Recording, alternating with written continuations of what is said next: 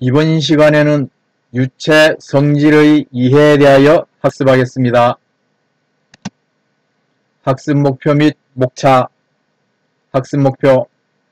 유체의 일반적인 성질에 대하여 설명할 수 있다.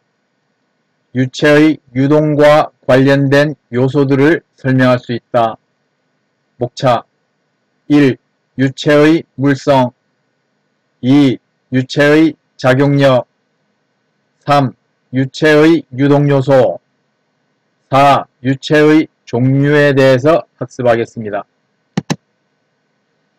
유체의 물성. 압축성 및 비압축성 유체. 압축성 유체와 비압축성 유체의 차이는 시간에 따른 밀도의 변화 유무와 관계가 있습니다.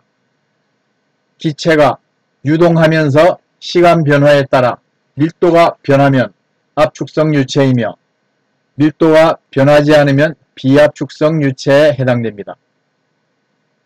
기체는 속도의 변화, 압력 및 온도의 변화에 따라 밀도가 변하게 되며 기체가 빠르게 흐를 때나 압력 또는 온도가 크게 변화했을 경우 밀도의 변화를 수반하게 되므로 압축성 유동의 특징을 나타내게 됩니다. 공기의 경우 유동 속도가 마하수, 마하넘버입니다. 0.3 이하에서 밀도의 변화는 무시할 정도이며 비압축성 유동이며 속도가 그 이상인 경우 압축성 유동이 되겠습니다. 액체는 압력 및 온도에 따라 밀도의 변화가 크지 않고 점성으로 인하여 속도 제한이 있으므로 대부분의 경우 비압축성 유동에 해당이 됩니다. 기체의 경우 마하수가 0.3 이하인 경우는 비압축성 유동으로 간주하게 됩니다. 그 이상으로 만약에 마하수가 5, 마하수는 음속은 공기 중에 1초에 340m/s로 갑니다. 그 5배가 된다고 그러면 초음속 유동이 됩니다. 통상 우리가 전투기나 그런 경우 여기에 해당이 되겠죠.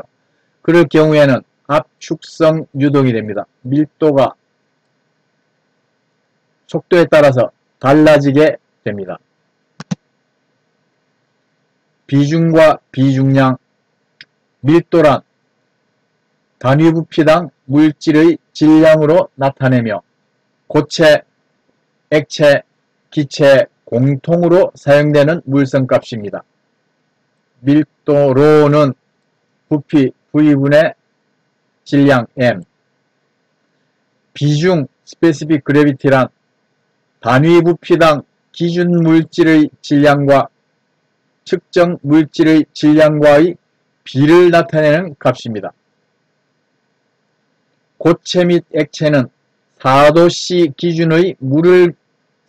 의 물을 기준으로 하며 기체는 0도씨 1기압의 공기를 기준으로 측정을 합니다. 고체 및 액체의 비중은 물의 질량 분의 측정 물질의 질량, 기체의 비중은 공기의 질량 분의 측정 기체의 질량으로 나타내게 됩니다. 비중량이란 단위 부피당 물질의 중량 웨이트 웨이트를 나타내는 물성값으로 공학 단위에서 주로 사용됩니다. 비중량은 부피분의 중량, 따라서 부피분의 질량 곱하기 중력과 속도, 따라서 비중량은 밀도 곱하기 중력과 속도입니다. 비중량 N는 로지, 비중량은 로지. 또한 중량은 질량 곱하기 가속도이기 때문에 힘과 동일한 단위입니다. 힘과 동일한 SI 단위로는 중량과 힘은 뉴턴으로 나타내게 됩니다.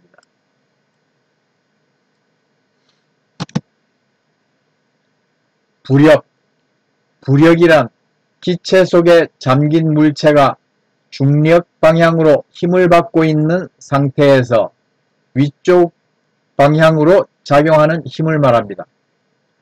부력의 크기는 물체가 밀어올린 유체 부피 상당의 중량과 동일하며 이를 아르키메데스의 원리라고 합니다.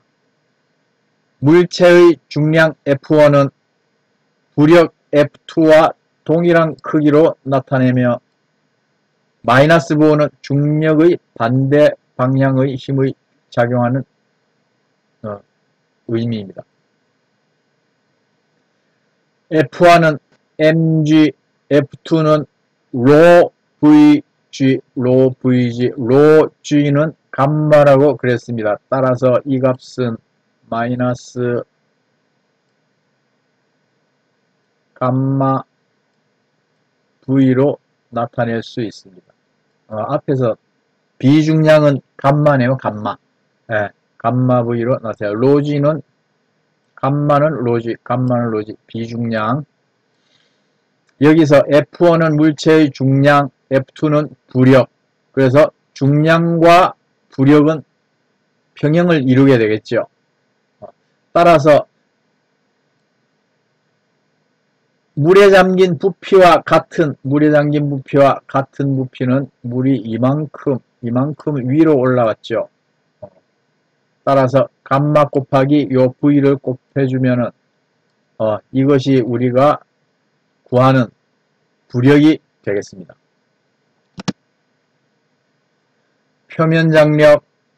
표면장력이란 타 물질과의 경계면에서 서로 다른 물질이죠. 경계면의 부착력과 유체 분자의 응직력 같은 물질 내의 응직력과의 균형에서 액체 표면적이 최소화되는 현상을 말합니다. 표면장력은 단위 면적당 표면이 가진 응집 에너지 Joule per 제곱미터 또는 부착력의 증가를 위하여 단위 길이당 작용하는 힘 뉴턴 퍼 미터. Joule은 우리가 뉴턴 미터로 표시를 하게 됩니다. 뉴턴 미터. 따라서 응집 에너지의 제곱미터로 나눠주면은 결국은 표면장력의 단위와 같아지게 됩니다. 표면장력의 단위와 같아지게 된다. 물방울의 응집력은 절단면에 대하여 상부로 미치는 압력 P1과 외기의 압력 P2와의 압력 차이로 나타나며 이는 부력 F2의 절단면인 원주, 여기서 원주죠, 원주.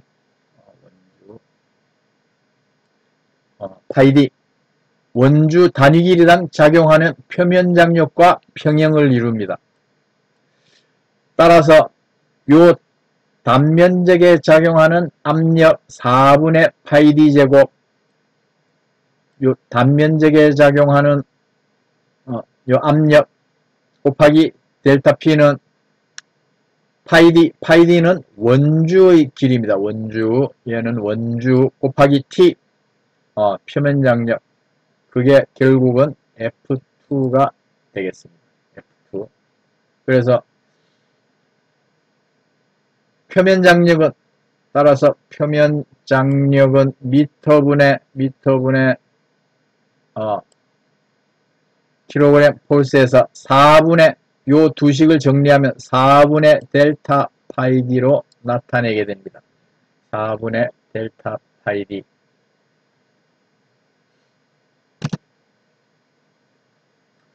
표면장력의 특성에 의하여 나타나는 접촉각은 세타로 나타납니다. 세타로.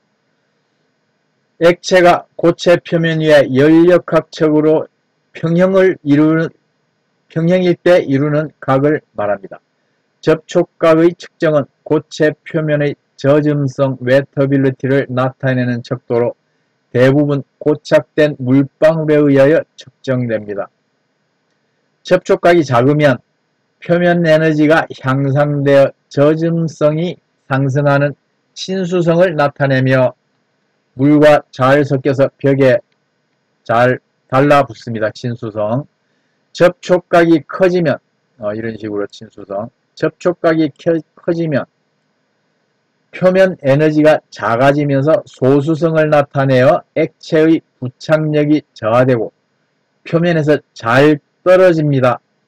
따라서 고체 표면의 거칠기 마이크로미터, 나노미터가 더해지면 친수성 또는 소수성의 성질은 훨씬 더 커지게 되며 이를 이용하여 자가 세정 기능을 더할 수 있다.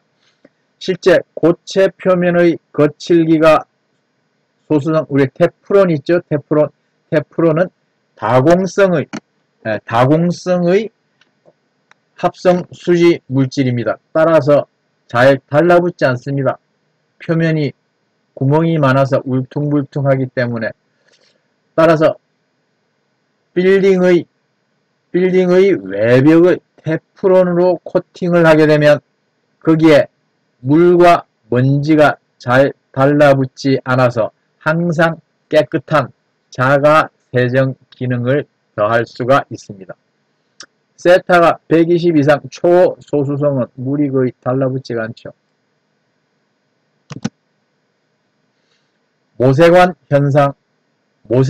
현상은 유체의 부착력과 응집력에 의하여 자유표면과 비교하여 평면, 액주의 끝단이 높아지거나 낮아지는 현상입니다. 물은 부착력이 응집력보다 크기 때문에 자유표면의 위로 올라가서 자유표면의 H 물 위로 올라가서 메니스커스 이런 것을 메니스커스라고 얘기합니다. 끝단 액주의 끝단을 메니스커스라고 얘기합니다. 메니스커스가 아래로 오목한 그런 형태를 나타내고 그러니까 수은은 응집력이 크기 때문에 H가 아래로 내려갔습니다. H가 아래로 내려가서 자유표면의 아래로 내려가고 메니스커스는 위로 볼록한 형태를 나타냅니다. 위로 볼록한 형태. 부착력에 따른 표면 장력은 관벽에서 세타만큼 기울어져 액체 최상단의 둘레에 작용하게 됩니다. 둘레에 작용하죠. 둘레에. 따라서 부착력 F는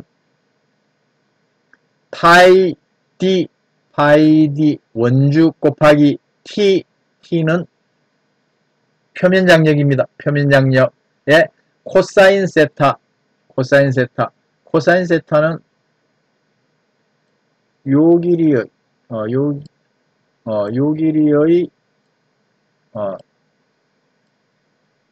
이렇게 되겠죠. 요게 코사인 세타가 되겠죠.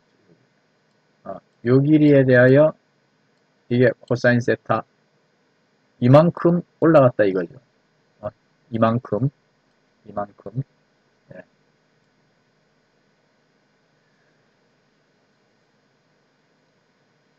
그 값은 4분의 파이 d 제곱 4분의 파이 d 제곱 곱하기 감마 h 그래서 원주의 응집력과 같이 맞먹게 됩니다. 4분의 파이 d 제곱 원의 단면적 곱하기 그만큼 올라갔다는 얘기죠. 감마 h 올라간 요 물의 무게에 상당히 됩니다. 물의 무게에 상당히 됩니다. 따라서 액조의 높이 H는 감마 D분의 4T 코사인 세타 감마 D분의 4T 코사인 세타. 그래서 실제 액조의 높이 계산은 우리가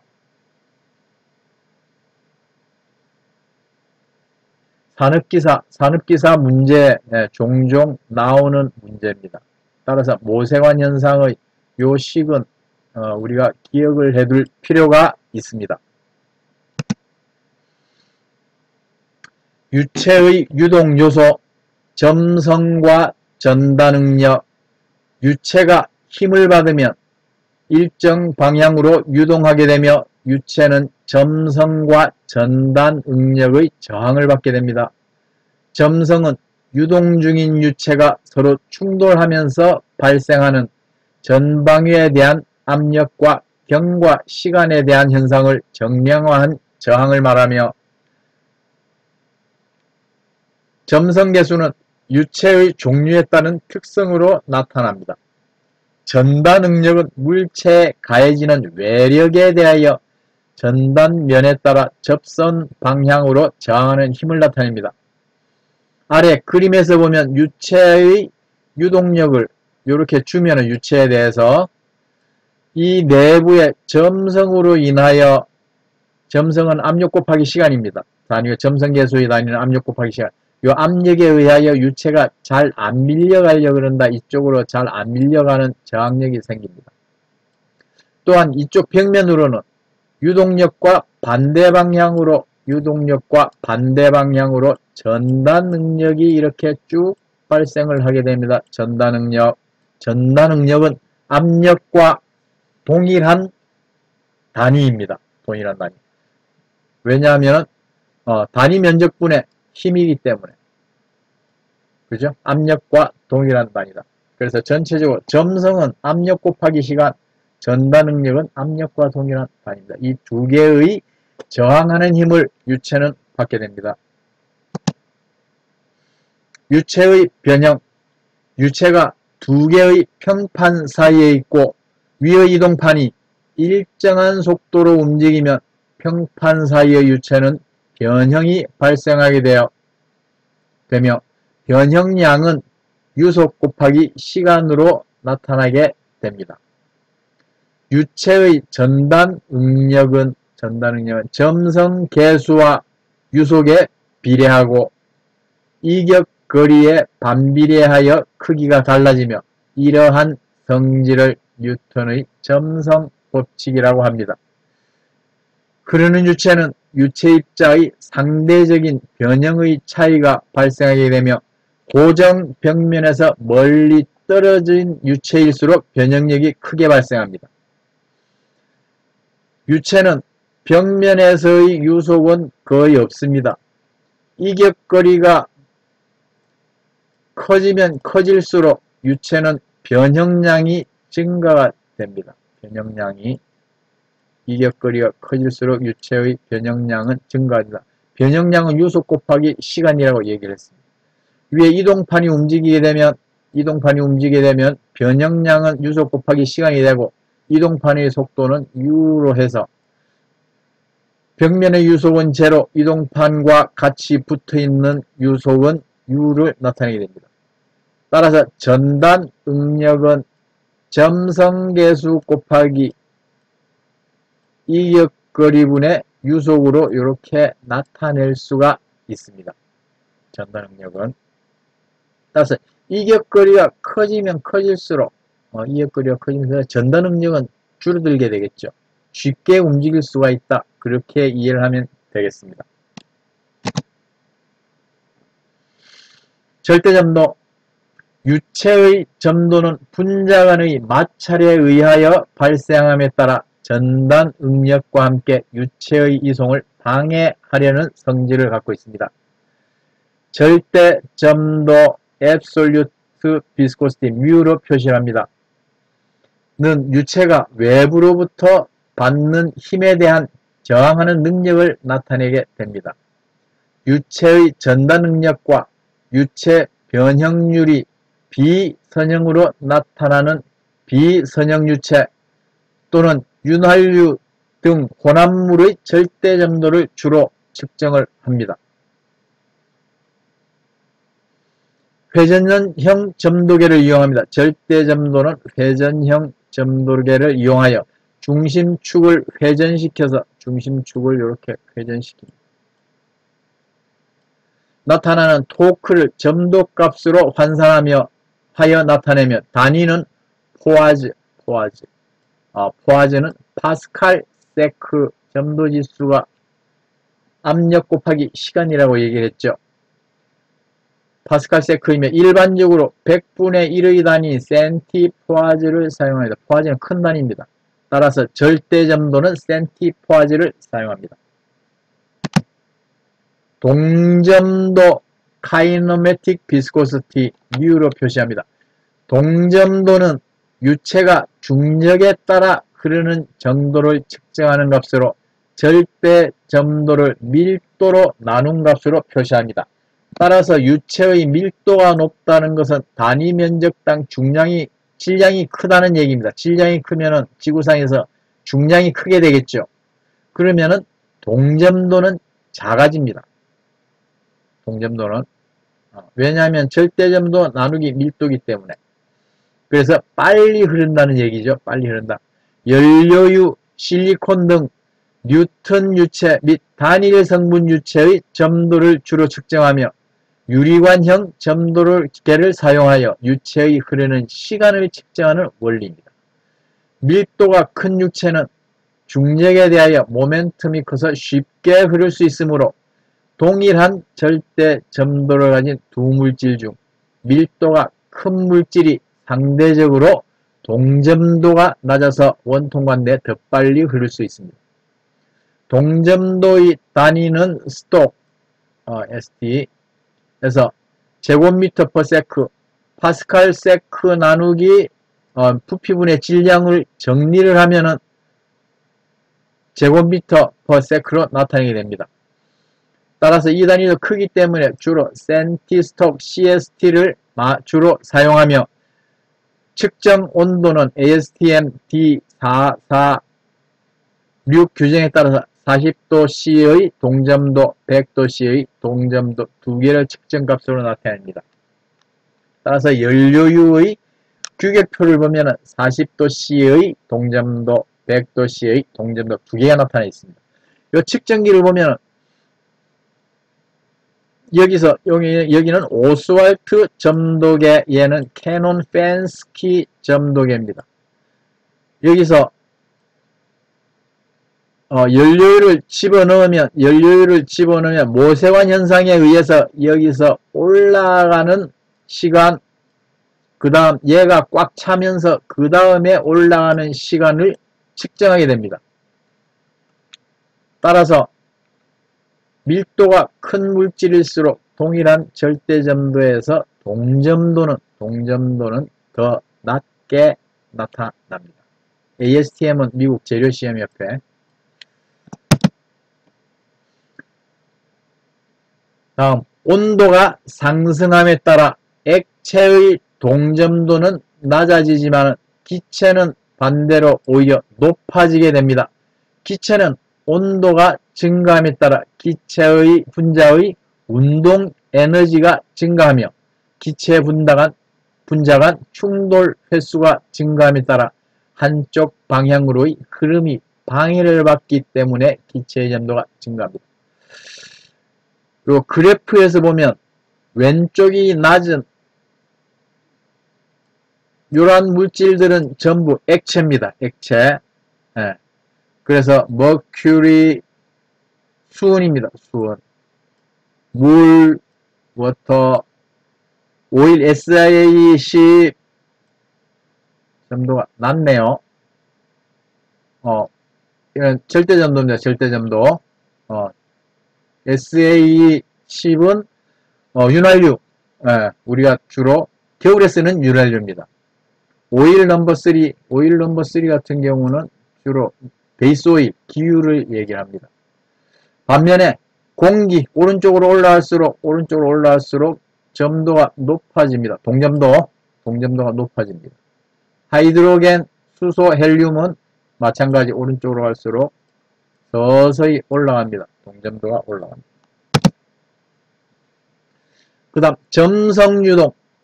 실제 유체는 점성을 가지며 유체의 유동은 점성유동으로 해석되어 전다능력으로 인해 벽면과의 이격거리에 따라 속도 차이를 발생하게 됩니다. 유체의 유동에서 벽면에서의 속도는 0이며 벽면 근처에서 속도 기울기가 큰 얇은 흐름의 층을 형성하는데 이를 경계층 바운더리 레이어라고 얘기를 합니다. 바운더리 레이어. 벽면에서 제로, 그 다음에 완전히 동일한 흐름 그 전까지의 이 부분을 우리는 바운더리 레이어다. 그렇게 얘기를 합니다. 점성 유체는 뉴턴 유체와 비뉴턴 유체로 나누어지며 유체역학의 대상은 일반적으로 뉴턴 유체. 뉴턴 유체는 유체의 전단 변형과 전단 응력이 이렇게 직선으로 나타내는, 뒤에 다시 나옵니다. 직선으로 나타내는 유체를 얘기합니다.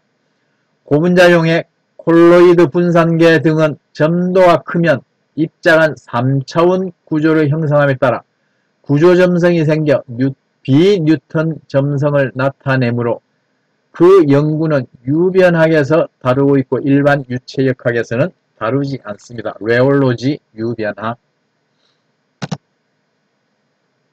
유체의 전단 변형률. 유체는 온도가 올라감에 따라 점도가 감소함으로써 전단 변형률이 증가하게 됩니다. 유체의 전단 응력과 전단 변형률에 따라 다음과 같이 분류합니다. 뉴턴 유체, 전단 응력과 전단 변형률이 선형으로 나타나는 유체인 물, 공기, 기름 등입니다. 아래 그래프를 살펴보면 전단 응력 타우가 있고요. 여기는 전단 변형률입니다. 따라서 전단 응력과 전단 변형률에 이렇게 비례되는 유체를 우리는 뉴턴 유체라고 얘기를 합니다. 뉴턴 유체, 우리가 유체역학에서 다루는 유체입니다. 그 다음에 가소성 유체 빙한 플라스틱. 전단 능력이 일정한 강도를 초과하면 비로소 변형이 되는 유체를 치약 개척. 우리가 치약을 누르면 어느 일정한 힘까지는 나오지가 않죠. 그 이상이 되면 이렇게 변형을 하게 됩니다. 전단 변형률. 그것을 우리는 가소성 유체 빙한 플라스틱이라고 얘기합니다. 의 가소성 유체, 의라는 얘기는 비슷하다는 얘기입니다. 슈도우 플라스틱. 고속으로 휘저으면 시간이 지날수록 부드러워져서 많이 움직이는 고분자 수용액입니다. 따라서 슈도 플라스틱은 시간이 지나면 변형률이 오른쪽으로 쭉 커집니다. 변형률이, 여기가 변형률이다. 쭉 커진다. 슈도 플라스틱. 그 다음 팽창 유체. 딜러턴트 팽창 유체는 고속으로 휘저으면 점점 굳어지는 유체로 전분 수용액 땅콩버터. 고속으로 휘저으면 점점 움직이지 않습니다. 전단 변형률이 점점 줄어듭니다. 이렇게. 네. 그것을 우리는 전단 팽창 유체라고 얘기를 합니다. 과제입니다. 부력의 계산. 질량이 8kg 포스인 얼음이 일부 물 밖으로 나온 상태에서 정지해 있습니다. 교환해서 나온 그림을 참조하면 되겠습니다. 물의 비중량은 1000kg 포스 per 세제곱미터. 물은 1m, 1m, 1m 되면은 1톤입니다. 1톤 1000kg 포스. 기억해두면 상당히 편리합니다. 또한 얼음의 비중량은 850kg 포스 per 세제곱미터로 나타났다. 중력 가속도는 9.8m per 초제곱일 때 얼음의 부력을 뉴턴 단위로 계산하시오. 뉴턴 단위로. 뒤에 9.8을 가속도를 곱해주면 되겠죠. 그 다음 모세관의 높이 계산. 아까 코사인 세타하고 표면 장력이 T가 나와 있었죠. 물 위에 수직으로 세워진 직경 5mm인 모세관의 표면 장력 T는 0.0075kg 폴스 퍼 미터이며 접촉각 세타는 5도씨였다. 교환 참조 그림. 이때 물 기둥의 상승 높이는 몇 센티미터로 계산되는가? 우리가 전체 계산을 할 때는 SI 단위 미터로 계산을 해서 최종적으로 답에서는 단위를 맞춰줘야 되겠죠. 그렇게 계산을 해주면 되겠습니다. 이것으로 강의를 모두 마치도록 하겠습니다. 수고했습니다.